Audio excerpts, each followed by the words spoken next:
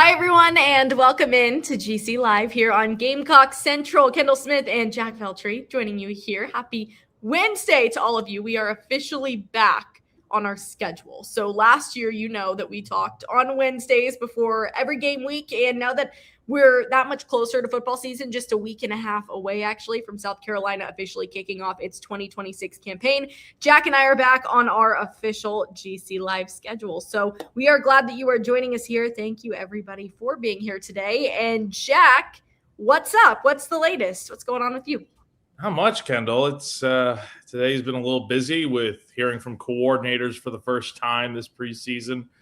It's a little bit late to be hearing from coordinators from the first time. Usually we hear from these guys a little bit earlier in the preseason, but nevertheless, first time we heard from coordinators today. So I was over there for earlier this afternoon. We'll be talking a lot about that coming up in the show. But yeah, Kendall, doing good. It's another day closer to kickoff. We are now 10 days away from the start of the season. Can you believe that? It feels like it's been so long since we've had football here at South Carolina. I mean, the last time they played a game was the Saturday after Thanksgiving. It's crazy. So, but I'm doing good, Kendall. And as Craig says here in the comment, so did you get your hair done?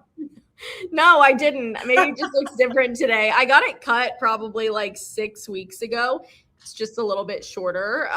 But I don't know. Maybe it's just looks a little different here today. But thank you, Craig, for noticing. It used to be like really, really long, and I probably got like 6 inches cut off. So yeah, maybe this is the first time that you can actually tell. But thank you, Craig. I appreciate it. Yes, and obviously rest in peace to and did you see Tim Curry died today too? It's just been that week. It's terrible. It's terrible. So it's so sad. That was some crazy news yesterday. Holly, I couldn't even believe it. Like, what an inspiration, an icon. Yeah. Really incredible. So rest in peace to Dolly Parton. But we're here today, and we are talking South Carolina football. And we wouldn't be able to do the show without our good friend Clint Hammond of CMG Home Loans. He truly is the best. So if you need help with your house, with finding a house, with your mortgage, whatever it might be, this guy is the guy to talk to. Big South Carolina fan, and Clint has been a huge fan of the show and of Gamecock Central for years. So anything in that world, well, Jack and I, we don't know much about it, but Clint knows everything about it. So you can check him out at clinthammond.com. Give him a call, 803-422-6797. His NMLS number is 71597. Clint Hammond of CMG Home Loans. He is the guy that is going to get you right when it comes to anything regarding buying a home, mortgages, loans, whatever it might be. This is your guy. So Clint, we appreciate you sponsoring the show, and all of the support you give to us means the absolute world. So give him a call, visit clinthammond.com. And this show is presented by Clint Hammond of CMG Home Loans. All right, Jack, we heard from Shane Beamer this week. Like you mentioned, we got to hear from the coordinators, but before we get there, we've got a very special book to shout out, which I'm very much looking forward to reading.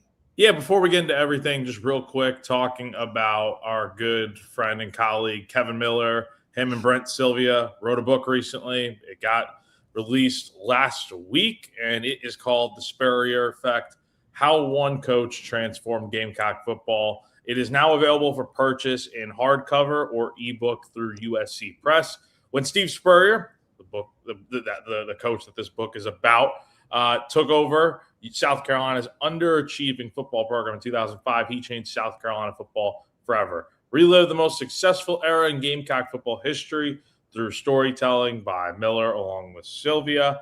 And it features historic seasons, victories over rival schools, the development of future NFL stars like Jadeveon Clowney, Alshon Jeffrey, Stephon Gilmore, and so many more. Exclusive interviews with players as well as the head ball coach himself. So get the Spurrier Effect today at uscpress.com. You do not want to miss that at all.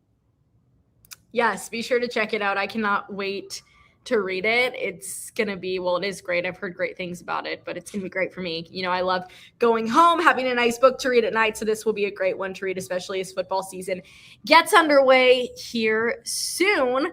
But let's talk about what we're here for, Jack, which is South Carolina football. And I want to talk about, so we didn't really talk about this last week. Maybe we briefly mentioned it, but it has been national news over this last week. And Shane Beamer, he went off about it during his press conference. LaNorris Sellers and his internship at the driving range. First of all, I am everywhere last week. Okay. My gym, it obviously has TVs everywhere, and there's ESPN and Fox Sports. And then I'm on Twitter, and then I'm at, a restaurant and there's TVs. Everywhere I turned, this was on TV somewhere. Now, of course, the media, they're going to take it and run because it seems like a great story, right? It seems like, oh, LaNorris Sellers isn't actually taking class. He's just working at a driving range to finish off his time at South Carolina. Now, everyone here obviously knows this, but he has to do that. That is a requirement for him to graduate, to have an internship. That is everybody knows that goes to South Carolina and knows the structure of how different degrees work. That is a part of what LaNorris Sellers is doing for his degree. But Shane, I don't want to say in true Shane fashion, but it kind of was in true Shane fashion when he gets mad or mad, not mad, but angry about something. He's going to go off about it. And he went off a little bit about this topic, Jack, and you were there. Oh, gosh. He had a very long opening statement yesterday. I mean, I think I clocked it in at 12 minutes, Kendall. When he has something to say, he will let you know, and he will get on his soapbox and go off for as long as he needs to. So I really wonder what the word count would have been on that opening statement, because that was a long one there. He was all over the place. But no, I understand him defending Sellers. I do. I think it was a little ridiculous, the whole thing to begin with. He's on track to graduate in December, and I think it's normal to be at a point where you're all done with your classes. So at this point, all you got left to do is an internship, which, mind you, does count for class credit. So I have no problem with it. I think it's a little bit overblown, and I think people just need to read a little bit harder. Well, I don't know why it's getting overblown so much when so many student athletes now are taking online classes. That doesn't get overblown. No one freaks out about the online class, but everyone's freaking out about the internship for credit. I don't know. It's interesting, but we just had to start off by talking about that because that was clearly the biggest news from a national standpoint last week for South Carolina. But we did get some injury updates. Obviously, Dylan Stewart, Jakari's Peak are the topic of conversation every single week on this show. And Shane Beamer mentioned that he doesn't think that either of them are likely to play in the season opener against Kent State on September 5th. Jack, what about this was surprising to you, if any of it? No, it was not surprising at all. I think anyone that is watching this show or it pays any lick of attention to South Carolina football and what's been going on probably knew for a while now that the odds of these two playing at the start of the year were just not going to happen. And I'm not just saying that because I am saying that because it is Kent State. You don't need them out there for that game. Anyone that says otherwise, go ahead. But I mean, if you need Dylan Stewart and Jakari's Peak to beat Kent State, I think you got bigger problems to worry about. The guys that are behind them have an opportunity to step up here, and I think they're going to do just fine. And honestly, you could say the same thing for the second game as well, which is the easiest game on your schedule. You're playing FCS opponent Towson in week 2. It's really okay. They're going to be ready to go by week 3. I think that's the main thing here. If they're ready to go before that, great. And Shane didn't completely rule it out that neither of them are going to be playing in week 1. But he made it clear it's probably not going to happen week 1. But he did say they're going to be back very, very soon. What does that mean? It's a little vague, but I think put things together here. That probably means but to be ready by Mississippi State week 3 when you actually would like to have them back. Time will tell. But, yeah, it's not surprising at all in the least to see that those two guys are more than likely not going to be suiting up on the field for that first game. Yes, that would be – I mean, that's kind of what we expected from the jump, Jack. At least I think I've put it out there that I was expecting Mississippi State. Now, that's not a hot take or anything. A lot of people have been saying that. But that's kind of what I anticipate. Now, they're not ruled out for week 1, but probably not going to play. Maybe they'll play in week 2. Maybe they'll be on like a snap count or something along those lines. We've talked about that being a potential too. Again, at this point, it's all kind of just speculation, but you want to have him back for that Mississippi State game, especially because South Carolina's schedule after that just doesn't get any easier. So if you want any opportunity to ease them back in, of course, weeks 1 and 2 would be hopefully nice for that. But Mississippi State is not the toughest SEC opponent that you are going to face. So at least getting them back that week before you start to see opponents that are going to continually get harder and harder and harder would be a good thing for South Carolina. But as we mentioned, there's a lot that goes into getting these guys back and better than ever, especially coming off of an injury. And South Carolina's got to be very meticulous about what it's doing at this time of year, not only with its injured players, but just in general. And it seems like they were this past weekend. So they had a practice where they simulated like a game day type of situation, Jack, because they're really starting to dial in on this September 5th game day coming up next week, season opener against Kent State. So what went into that for South Carolina? Like, what was this past week looking like to make sure they're ready to go per Shane Beamer for the season opener? Well, so I think when you're talking about so the scrimmage on Saturday is basically because they're off this Saturday. So it's a little confusing the way we worded it there. So okay, this is mock game week for South Carolina. So they're doing pretty much everything that they would do next week leading into the Kent State game. The only difference is there's no game on Saturday this week. There's not even practice on Saturday. Team is off on Saturday and then off on Monday next week. So they're doing everything like normal Monday to Friday, like they would during a game week. But there's no game to get ready for on Saturday. So Beamer kind of mentioned it. They basically simulated what Saturday for the first game will be like during this past Saturday's scrimmage, if that makes sense. So going through pregame routines, halftime procedures, 100-plus plays, all that sort of stuff. Of course, we're not in the building for the scrimmages. It's a closed scrimmage both times this preseason, so we're kind of just hearing word of mouth from people that were inside the building, relaying it to our reporters on the outside of what was going on. It seemed like I know Kristen West probably talked about this ad nauseum the other day, but it seems like the defense had a much better go around the scrimmage. That was also the sense that we got hearing from Clayton White today and hearing from the players yesterday, like J.R. Johnson and Kelby Collins. So things seemingly went pretty well in that scrimmage for the defense. Not to say that the offense didn't do anything. The offense had its moments, but this was definitely more of like a defensive day for sure. So, yeah, I mean, look, everything that you basically to sum it up again, there's no scrimmage on this Saturday or anything. Players have off and whatnot. But everything they're doing Monday, to now to Friday, like it's just normal game week stuff, except, you don't have a game to get ready for on Saturday. It's just so everyone kind of understands the importance of what a game week looks like. That way, no one's caught off guard when next Monday and Tuesday roll around and it's like, all right, we're getting ready to go for a game. Yeah, no doubt. And that's what it's all about, right? The preparation. I always say it, prior preparation prevents poor performance. So hopefully all this prep for South Carolina will lead to a good start. We've said it several times, but you just need to get off to a fast start. You can't be having these, opening week scenarios for South Carolina where you're just not absolutely dominant. Like the expectation is for South Carolina to dominate in its first 2 weeks of play. And so that's got to be the case. And that all starts with everything that they're doing right now. But some news coming for South Carolina this week, adding a guy, Ethan Johnson from App State. He spent 4 years there, played defensive back, and he's kind of a veteran type of guy that South Carolina, again, just recently added. And Shane talked about just the depth that it can provide the team. He talked about the veteran, leadership that it can provide as well.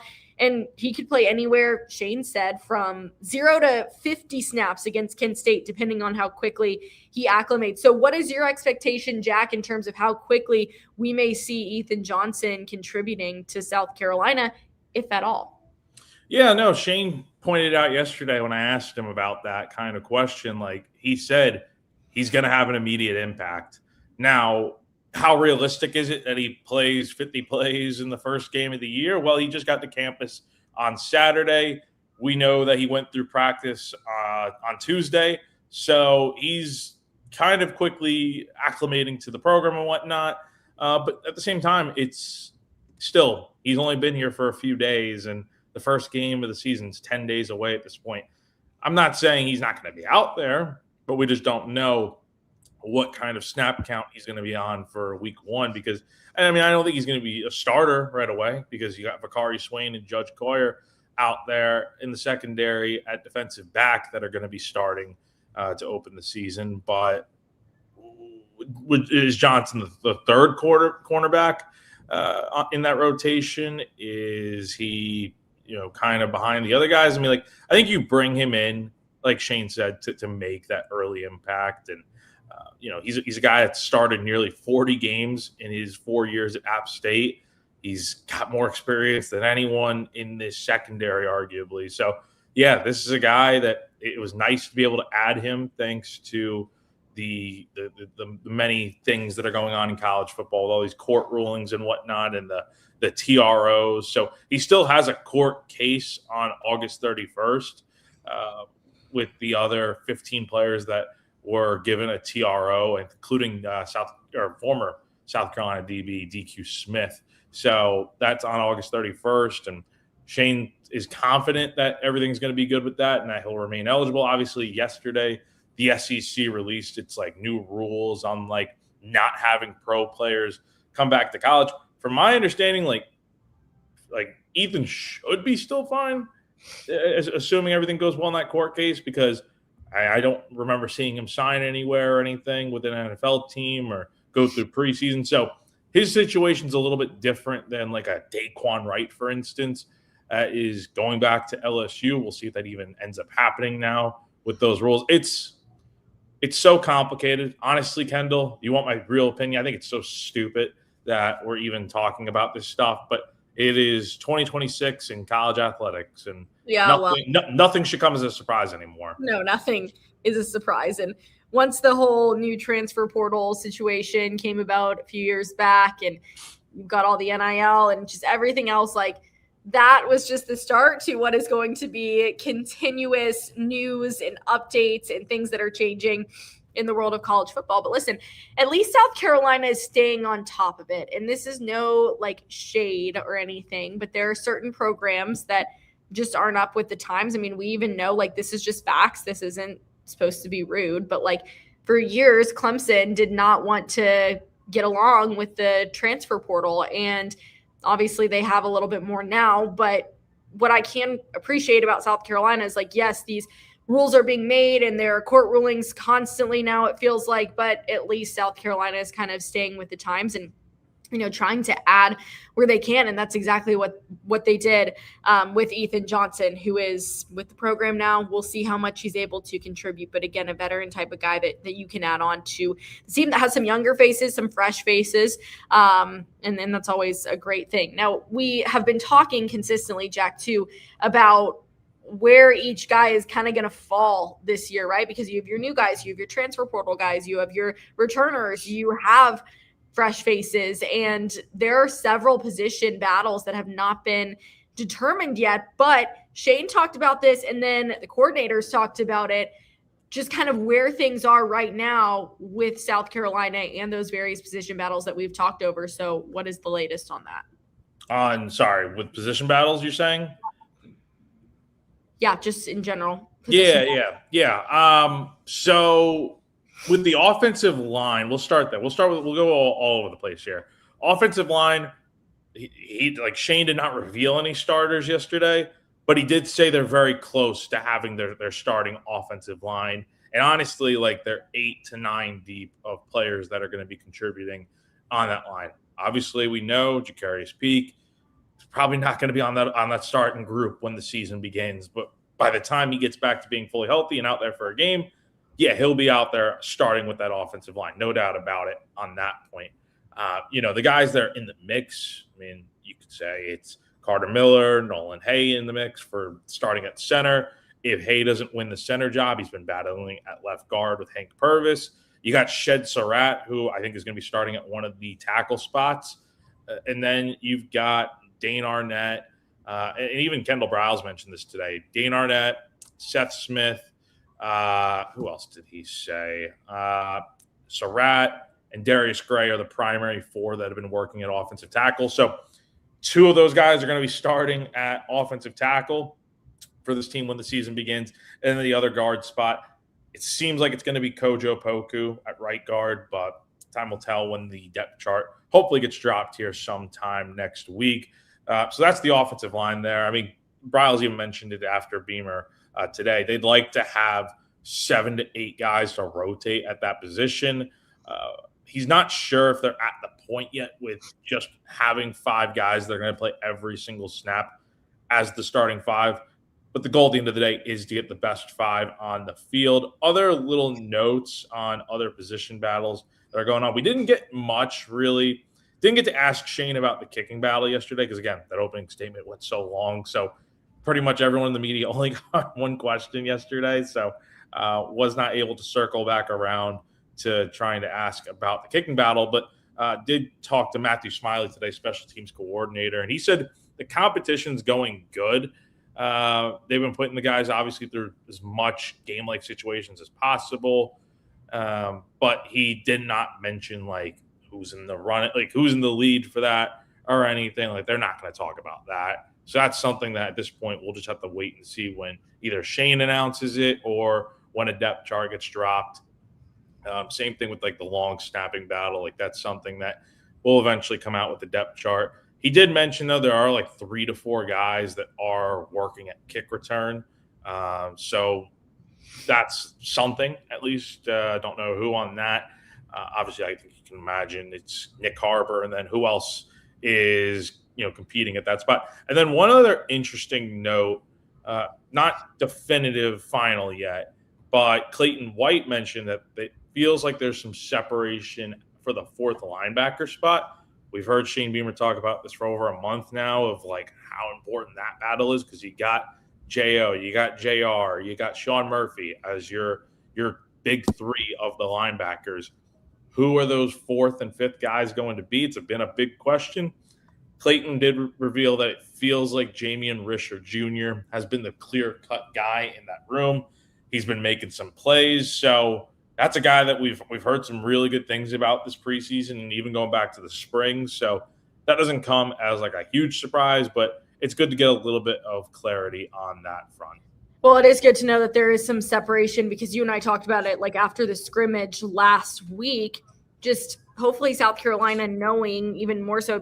You said like South Carolina should hopefully have, a pretty much clear indicator of a lot of these positions that we're kind of up in the air. Now, obviously not everything is going to be completely ironed out. There's still a little bit of time to figure that out. But are you feeling better about things, Jack, in terms of like the position battles and just South Carolina having more clarity on that after this last scrimmage? I do feel better about it, like a little bit, because I mean, you get some clarity, but it's not like we don't know for certain who's starting where. And I'm going to be really intrigued to see. I don't think last year in week 1 they dropped the depth chart. I think they dropped something in week 2. So I'm kind of hoping that we get back to that this year of having a depth chart before the season begins so we can kind of get some like clarity on who's starting where and whatnot and what that looks like. It is important to note, though, and even Shane mentioned this yesterday, it doesn't really come as a surprise given competition is one of the core values of this program.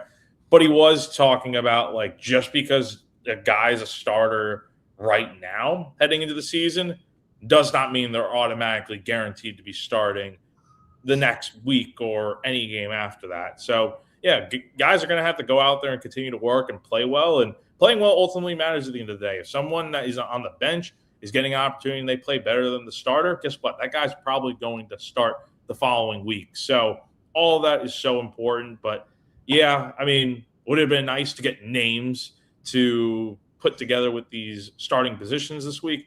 Yeah, definitely. But I feel like we got a little bit of like not dancing around the question, but we got a little bit of like sprinkled in details as to how some of those battles may be going. coach speak, right? Like that's what Yes, people coach always speak. kind of Yes. expect, and then you kind of put the puzzle pieces together. We talked about this a lot on the show last week. We had like a really long conversation about the receiver room and the running back room, and Jack believes, and let me know if this has changed, Jack, but Fuller, Clark, and then kind of from there, see what happens. You still feeling that way? Yeah, I still do feel that way. I think, and even Riles like kind of hinted at it.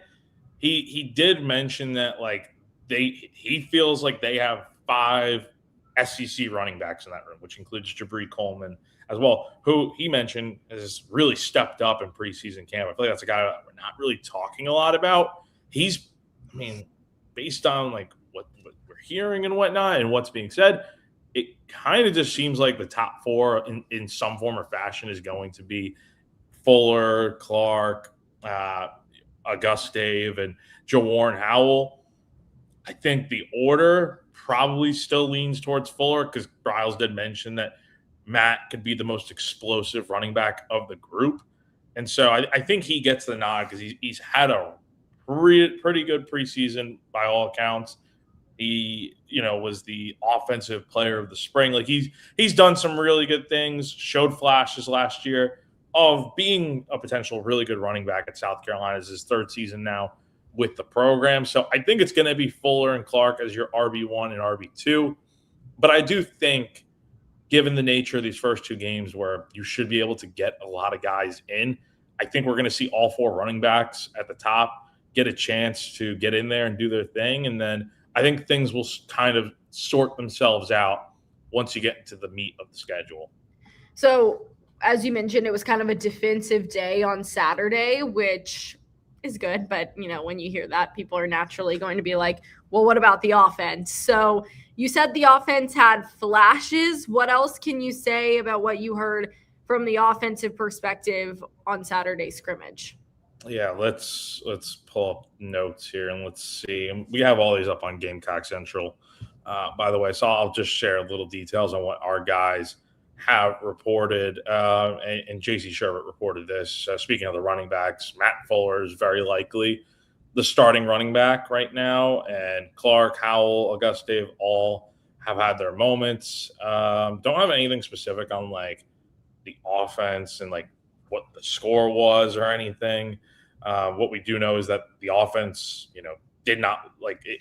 It wasn't the same type of performance as the offense had in the first scrimmage. But again, this defense is going to be good this year. So, that's the thing there. And, DJ Black has continued to look really impressive. And Bryles was even really, talking a lot about how much of an impact he's going to make this year. So I think the offense is in a good spot right now heading into the season. It feels like things are going well. One other thing that we know is that penalties have been minimized a good bit. Still a few penalties here and there, but it's not as bad as it was in, like, say, last year's scrimmage where you have dozens of penalties in those scrimmages. So that is definitely something good for sure. Yeah, absolutely. And again, we've talked about this several times on the show over the last week. Another position group where there's a lot going on, Jack, and you have a couple injuries there that you're now taking into account. So where do you feel things are at with the receiver room? Just my thoughts. I mean, Nick Harbor, obviously, at one of the receiver spots. I would also probably say at this point, it feels like Mazio Bennett should factor in as one of the starting wideouts, probably at the slot.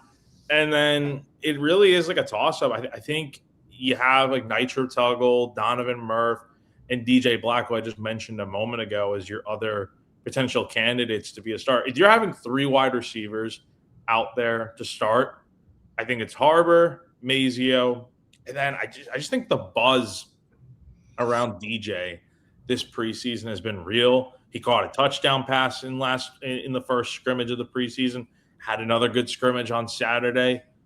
I think he's a guy that you look at as he's really put in the work, done a lot of good things. I think that's a guy that ends up earning a starting spot in this wide receiver. But make no mistake, like the other guys like Tuggle, Murph, those guys are going to play a lot. And I think also, like, what about the other guys that may not be on the higher end of the depth chart when that gets revealed? But like, what about guys like like Sequel Patterson, for instance. I think at some point he's going to factor into this offense and have a chance to make an impact.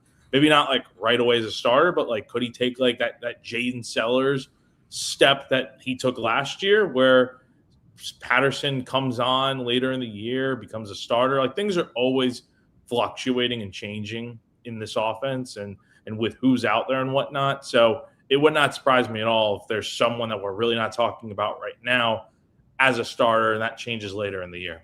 Yeah, no doubt. And we've seen that with South Carolina in the past. So these guys know that there's always an opportunity for them to come in and do some work and do some damage. And Shane Beamer's never been shy about switching things up if necessary. I do want to talk a little bit more because, as we mentioned, coordinators were talking today, and clearly like the big name that everyone wants to hear about and from is Kendall Briles, because everyone is curious about what this offense is going to look like.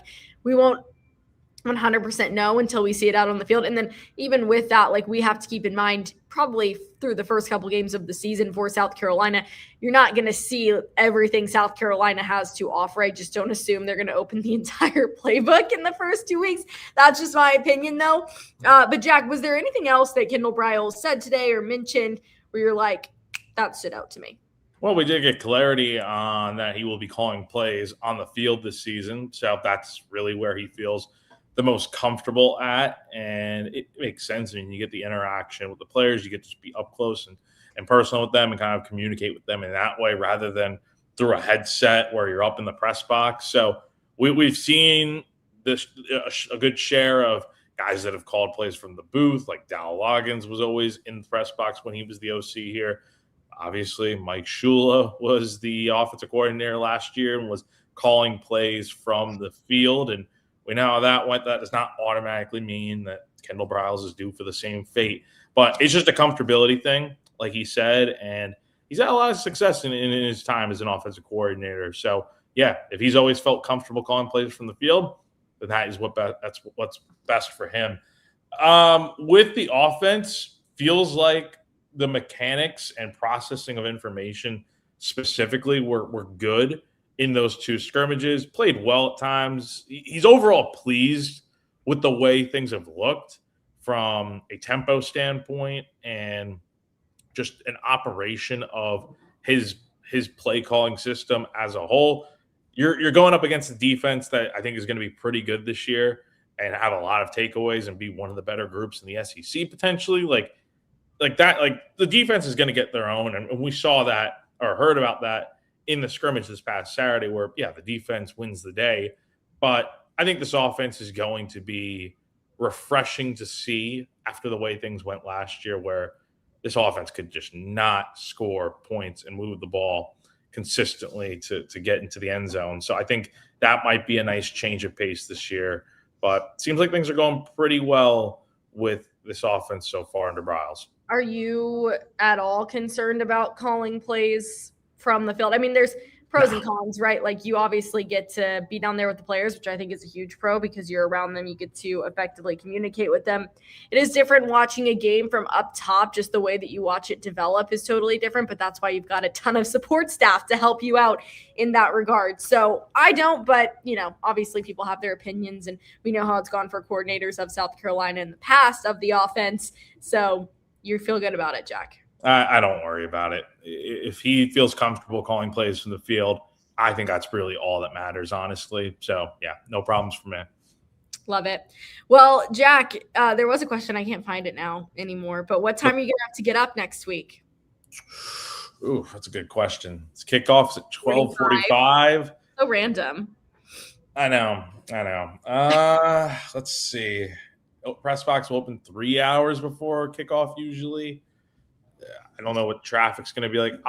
I'm having to come a little bit further now out from Irmo. I'd probably say, I don't know, like 8:30 maybe. I'll be on the road maybe, so maybe get up at 8. I don't know. I mean, I haven't really. Wow. Yeah. I got to just kind of map it out before. So when we get back on here next week, I'll have a more probably definitive answer. Traveling to every game this year? Yep, that's the plan. We'll be traveling to every game and should be a lot of fun. I am glad, though, the first 3 games of the year are at home. I much prefer home. I do like seeing all these environments and whatnot on the road, but it's definitely a lot when it's like, you got to travel all the time. The other thing is I'm glad there's no back-to-back road games this year. So that's Where are actually you most excited to go? Ooh, I've been to Tuscaloosa. I've been to Oklahoma. Been to Clemson, obviously. Have not been to Fayetteville for an Arkansas football game. I've been to Arkansas for baseball, and I've been to Florida for baseball multiple times. I would say I'm probably more excited to go to the Swamp. I think that's going to be a cool environment. I think I think Florida's doing like $1 billion renovations to their stadium coming up, so this will be cool to see the Swamp in like its current form. I think as long as they're not doing any current renovations, I don't know what the deal is down there in Gainesville when they're getting started on those. But yeah, I'm looking forward to getting down to Florida this year. I think that'll be a cool environment to check out for the first You haven't been to the Swamp? I've not been to the Swamp for a game. Yes, it is cool. It's a good experience, but I had a bad experience there. But I'm not bringing it up. But it is like cool, just objectively. Like It's obviously massive, and like we did a night game there, which was really Tom cool. Petty. It'll be cool. It'll be a day game though, so I think that's a 12 to 1 o'clock kick range. So it's going to be like early afternoon kick, which honestly, I've said it before, I'm perfectly okay with playing as early as possible. So seems like for a while there, all South Carolina did was play night games. I know. And then when I was there and like really traveling with the team and covering the team, it was like consistently a night game. Because I remember being in school, like I was happy about it because it was cool. Then I was mad because like I liked it when it was noon, and then I could work, and then I could go with my friends. You're not getting done with work at I'm not 2 in the morning. Hopefully less night games this year, but we'll see. Well, I know everyone likes the night games from like especially Williams-Brice standpoint, and the light show is obviously unbelievable. So yeah, that's going to be exciting. I can't believe next week when we're sitting here talking, we will be talking all about game 1, which is 10 days away. Great. Also, great news, everybody, before the Sandstorm is coming back this year. So yay. Jack and I will not just be together once a week, but twice a week. So we will be chatting it up on our pregame show before the Sandstorm, just like a quick kind of game day rundown, which we are very much looking forward to. I'm going to be watching the UNC game this week. Yeah, week 0. Do you want to typically on Before the Sandstorm, we're locking a few predictions for games. Do you want to run through a few quick games? And yeah, okay. I was so good this week. I sent you predictions like instantly. Hold on, I gotta pull them up now though. We do have staff picks coming up on Friday afternoon, so that'll be a lot of fun. We've added a few new members from the 107.5 game team to the list, so we have even more people doing staff picks this year. So I feel like last year I got like 3rd. Like I did pretty good last year. You did very well last year. I think you caught fire towards the end of the year. I thought I was on fire at the beginning, and then I like cooled off a little bit. Maybe. Wes and I at the top, and then I said something, and I was like, "Oh, I'm gonna regret this." Okay, TCU against UNC, which is like the marquee matchup of the weekend, and that's gonna happen on Saturday from Dublin, Ireland, and it's at 12 o'clock Eastern time. So I picked TCU. They're the favorites. And UNC is just a freaking mess. So also, like, I just no. No, that's it. I don't do UNC. I have many reasons why, but I will just leave it at that and say, wow, that's lovely. That's great to hear. Sorry, is that bad? Do you not like I don't like? No, I don't care one way or another. Like I think I have like rage towards UNC a little bit, just a little, because I grew up in North Carolina, and it just drives me crazy that everyone's like Carolina, and they're talking about UNC, and so I think I'm just like bitter about that a little bit. So that's why I'm going. No, that's valid. And that's also, valid. Well, that's it. That's all I'm saying. Yeah. Oh, and by the way, we'll do. So typically the way Before the Sandstorm works, like we predicted the South Carolina game too every week, right? Yeah, we did predict South Carolina every week, and then like usually we'd look at some like big time kind of marquee matchups across college football, and we would talk about those as well. Yeah, so I would have TCU winning as well. I don't even think it's gonna be close. 3 other games here: NC State, Virginia. What you got? I picked Virginia to win this game. It's at Virginia. And I just honestly, like, I'm not going to lie and pretend like I know everything about both of these teams, but NC State is like a school that I really want to root for. Like, I love Raleigh. I have a bunch of friends that went to NC State, but I just feel like they've done nothing but like disappoint the last few seasons. So I went with Virginia. Yeah, I'm going to go with probably NC State. I feel like this is a big year for the Wolfpack, so we'll see. Hawaii at Stanford. This was a great football game last year, by the way. This was an awesome week 0 game. It's the return game, so it's at Stanford this year. I'm going to go with Stanford right now, but I don't know. That might change when I actually put in my staff picks on Friday. I picked Stanford. I mean, I sent them pretty much right off the jump. Again, it's at Stanford, but let's make it interesting, right? Like, that's the beauty of like watching games that I don't really care who wins. It's just like, give me good football, and I hope we get that in this game again. Yeah. One more here. Memphis at UNLV. I think this is low key. Like, did you pick Memphis? I picked UNLV. Who'd you pick? UNLV. I think I'm going to go with UNLV as well because Memphis has got new coach Charles Huff from Marshall and Southern Miss. And, I think UNLV, Dan Mullen, had a good year last year.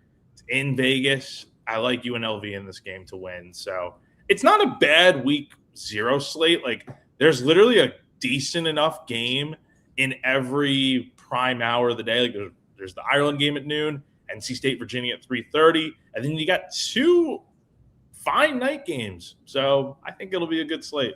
It's like a good like appetizer. Yes. Like, get ready for the main event, the entree, if you will, which will be next weekend.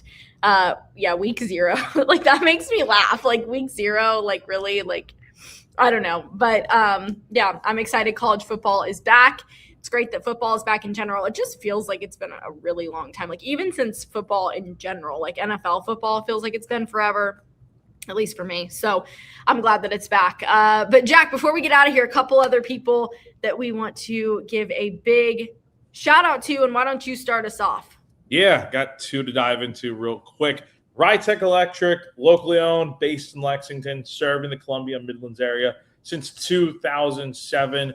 With Rytech, whether it's a last-minute repair before moving or a full wiring project on your latest build, Rytech Electric partners with the Carolinas' top home builders to keep everyday homeowners powered as well, whether it's a flickering light, dead outlet that can derail your morning routine. Their same-day service and 1-year warranty mean that you'll never hunt for extension cords again. From turnkey new construction wiring to fast, friendly service calls, Rytech has you covered every step of the way. They can handle repairs, outlets, breakers, panel work, ceiling fans, lighting, the works.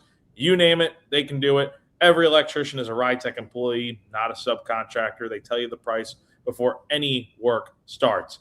That way there's no surprises. Call them at 1-803-303-8274. A real person will pick up and tell them Gamecock Central sent you.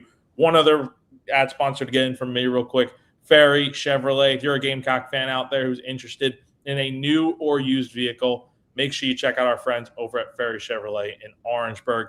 They're led by a 4th-generation dealer in Joseph Ferry. The family-owned business over at Ferry has been serving the community since 1926. It's conveniently located just off of I-26 between Columbia and Charleston. The folks over at Ferry Chevrolet are local, trustworthy, always transparent. The business began in St. Matthews and was built on honesty, integrity, and a handshake, and they still operate with those same principles to this very day. Head on over to ferrychevrolet.com today to get in touch and check out their inventory. Okay, and then obviously our friend Andy Ludicky from My Perfect Franchise. He is the best, and he is someone that you can talk to if you're sick of your job, if you're ready to leave the corporate rat race, if you're just wanting to diversify, maybe build some wealth, leave a legacy for your family, or maybe you just want a side hustle with your job. Andy is a franchise consultant as well as a franchise owner, and he helps people to find franchises that fit their skill sets, passions, and financial requirements. His services are 100% free, and he's here to help if you have any questions about business ownership. So you can head to myperfectfranchise.net to learn more. You can text or call Andy at 404-973-9901. Give him a call, text him, reach out if you are interested. This could be the perfect opportunity to start a new career path, which is always very exciting. But Jack, any final thoughts before we get out of here? I agree with Big Red on this. I would still like Kendall Briles and Kendall Smith to have a one-on-one interview. That would be funny. That would be funny. Kendall, if you ever make your way back down here to Columbia, gotta set up a one-on-one at some point with you two. I definitely will make my way back to Columbia, no doubt. And I would love to. I would love to talk to a fellow Kendall. He's a Kendall with one L, but that's okay. We're all, Kendall, it's a great name. And I'm glad that Kendall Briles is going to rep our name the right way this year. And he's going to do great for South Carolina as their new offensive coordinator. I'm just speaking it out into the world. Yeah, I'm glad. Next week when we get back on here, Kendall, it's going to be game week. I'm so done. We've waited forever. I echo Shane Beamer when I say this. I think everyone here is done talking about talking season and all these things going on in college football that are so irrelevant to the games and whatnot. I'm ready for kickoff. It's put up or shut up time almost. So I'm looking forward to kickoff next week. And no real wedding news at the moment. Actually, we haven't talked about the wedding in a few weeks. We're just trying to figure out the list at this point, and I'm waiting for my mom to send over the people she wants to invite and Caroline's mom to send over the list of people they're going to invite from their family, and then we're trying to get some other things booked. But I'll hopefully have a real update here. The goal is to send out the save the dates next month. So we'll see. Ooh, that's exciting. I can't wait to hear more wedding updates. Shout out to Jack and Caroline. That is so exciting. I don't really have anything that exciting going on for me, everyone. Well, you got the Knights. You got, hockey's around the corner, right? When do the checkers start? They start at the beginning of October. So, yes, Ooh. it will be here before we know it. Y'all know I love some hockey. So I'm very excited for that. So, yeah, just plugging along here in Charlotte, but everything is great. And speaking of baseball, they're summoning me right now because batting practice is about to start. So I'm going to head that way, but we'll be back next week to talk all things South Carolina football when it is officially game week, and we cannot wait. So thank you, everyone, for joining us here on the show. This has been GC Live here on Gamecock Central. For Jack Veltri, I am Kendall Smith. Thank you so much. That is so nice. We will see all of you next week. Have a wonderful weekend. Bye, y'all.